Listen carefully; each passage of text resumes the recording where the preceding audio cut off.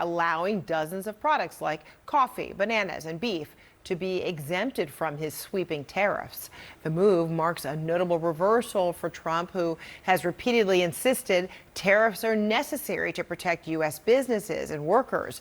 Let's discuss now with journalist Rick Newman. He is a former Yahoo Finance columnist who now authors the Substack, a newsletter, The Rick Report. Hey, how are you, Rick? All right, thanks for being with us. So is this potentially going to make an impact? I don't think anybody's going to notice, to be honest.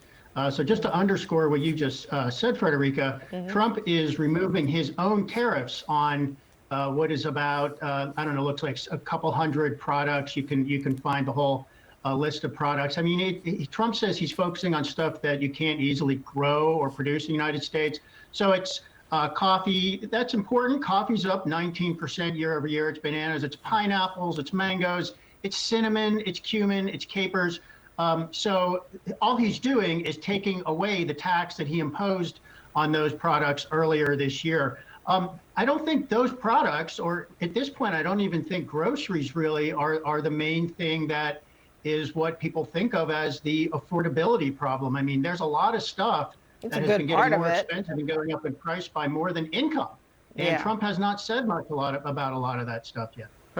I mean, groceries is just one of the many things that, is hitting people hard. I mean, it's why folks are unable to save. They're spending most of their earnings. So the Trump administration's, Trade Representative Jamieson Greer was asked yesterday whether the president's tariffs have raised costs on Americans. And this is what he said.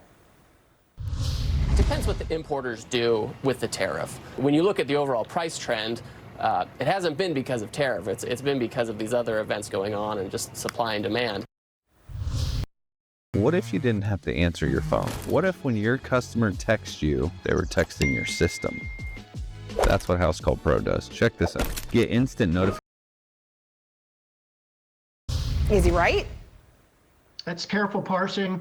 There are a lot of things that affect prices and inflation. Tariffs is one of them. I mean, there are many economic analyses that are nonpartisan on this, and they find that, let's say Trump's tariffs as they exist today, if they stand in place for a year, they're going to add something like $1,500 or $1,800 or $2,000 to the cost of a typical household. So tariffs are we go back to basics. Tariffs are a tax that the importer, which can be Walmart, Target, a wholesaler, or any kind of company, that company, that American company, has to pay the tax to the U.S. Treasury, so their costs go up, and they try to pass as much of those costs onto their own customers as they can, all the way down to you and me. Now, their alternative is just to have higher costs and lower profits, but no company wants to do that. So this is affecting companies and consumers, no matter how you parse it. Yeah. And then there's new data, showing how tough this affordability crisis is for so many Americans.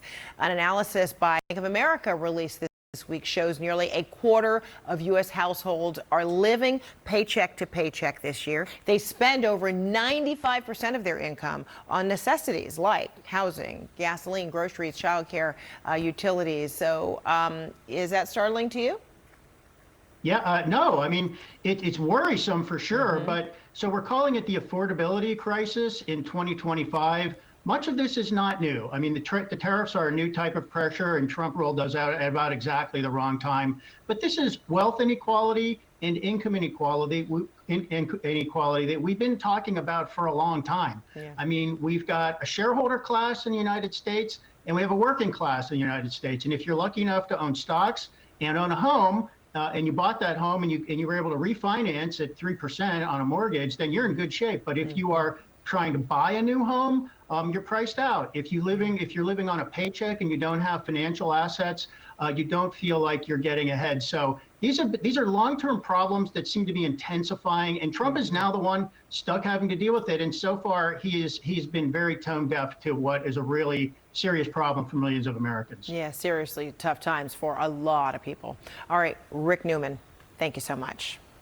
Yeah.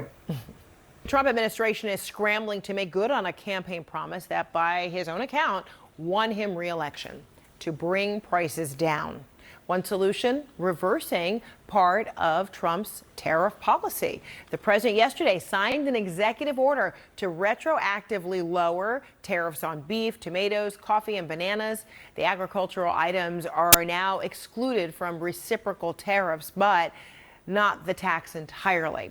The move comes after Trump claimed falsely that prices have fallen during his administration. CNN correspondent Rafael Romo is joining me live from a food giveaway event in Atlanta. And have things been picking up? Yes, we saw a lot of activity in the last couple of hours here, Fred. Unfortunately, this effort is wrapping up. But let me tell you, it is one thing to talk about the state of the economy, inflation, tariffs, and the government shutdown. And an entirely different thing, Fred, is when you actually see people in need coming to an event like this one, a food drive, because they need help. And what the organizers told us is that they were prepared to help about 1,000 families today. All of the boxes that you see behind me, some of the tables and the tents, they were set up so that people would get vegetables, they would get chicken, they would get potatoes, some non-perishables. And we saw lines of cars lining up here right next to me, picking up all of that food. But the reality is that the challenge is not over, Fred. And we heard earlier from Dr. Bernice King, the chairman of the King Center, who said that even though today was a great day to help many families in need, they're bracing for what's coming next in the next few weeks and the next few months. This is what she had to say. Although the shutdown is over, we know that people are still suffering. They're still struggling. We're living in very precarious times. And so we want the world to know today that although the shutdown is over, we have not shut down our compassion. And Fred, for this event, two organizations have joined forces. One, of course, is the King Center. The other one is New Birth Missionary Baptist Church. They are helping people who are not necessarily thinking about Thanksgiving, even though we're less than 2 weeks away.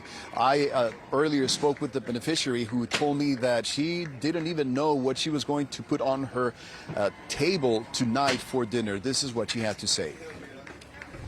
It's every day. It's tonight. I need dinner for tonight. So that's how serious it is for me. It's not trying to get holiday. So this is going to make a huge, huge difference in my life. And finally, Fred, people, yes, are celebrating the fact that the government shutdown is over. They're celebrating the fact that the president has decided to lower tariffs on some items, like you mentioned at the beginning. But the problem is that this need from many people is not over, and those actions may be a little too little, too late for some of them. Now back to you. Yeah, the needs are so great and continue to mount. All right, Rafael Romo, thanks so much.